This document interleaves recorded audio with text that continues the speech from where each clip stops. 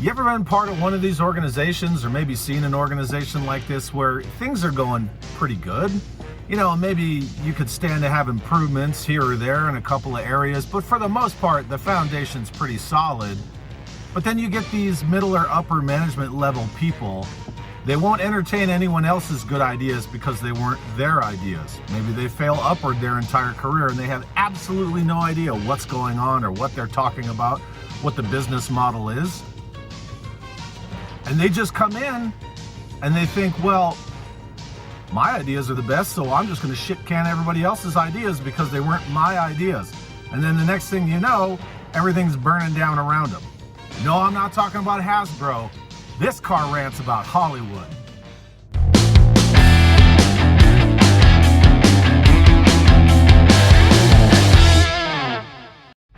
So recently, Henry Cavill came back as Superman. In October, he announced that he was coming back as Superman, and all the fans of the DCU, were really excited about it. Now, love the DCEU, don't love the DCEU, whatever.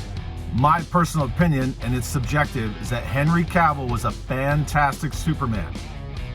Maybe he wasn't, given some of the best scripts, but as Superman, the dude was solid. I loved him. But you see these problems that they brought Henry Cavill back. They told him to announce it. In October, he announced it. Then he's in Black Adam. All of a sudden, they get Peter Safran and James Gunn. Henry Cavill's out again. Okay, what the hell are you doing? Like, you had a foundation.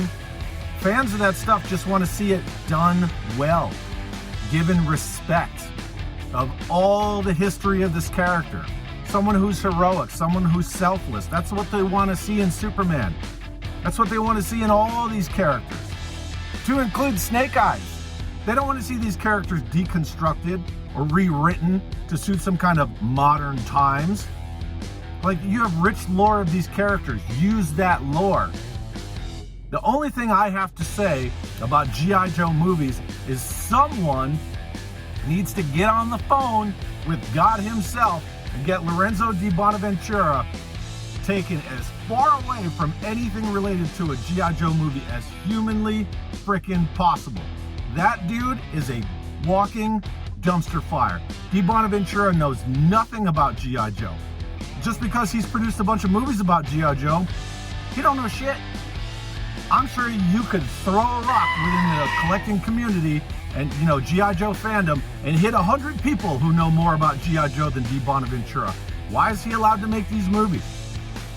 And it's not just about Snake Eyes, and it's not just about Superman, and it's not just about Di Bonaventura or James Gunn. Sure, James Gunn, he does great work when you're looking at Talking Trees or Polka Dot Man, but does that translate to him being able to knock it out of the park with the Man of Steel?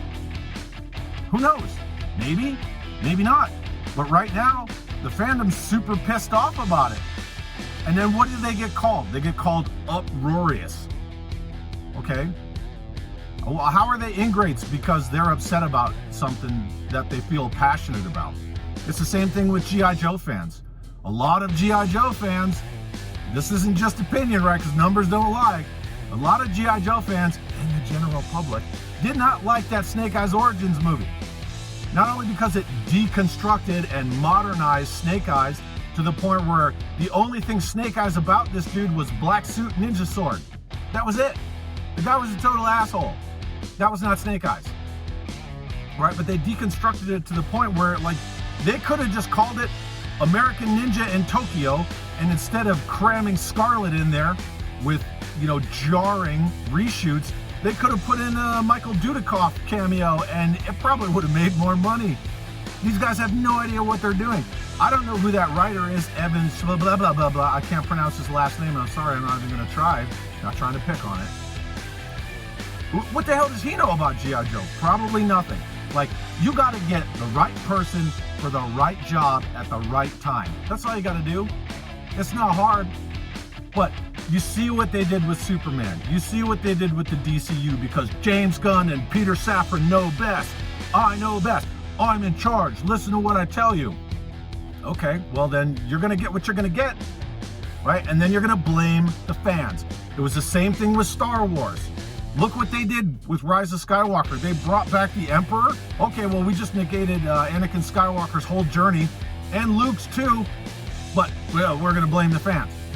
And then you bring back Henry Cavill, and the fans are all super happy about it, and then you shit can Henry Cavill and stab him in the back in the process, and then fans are uproarious, and they're ingrates.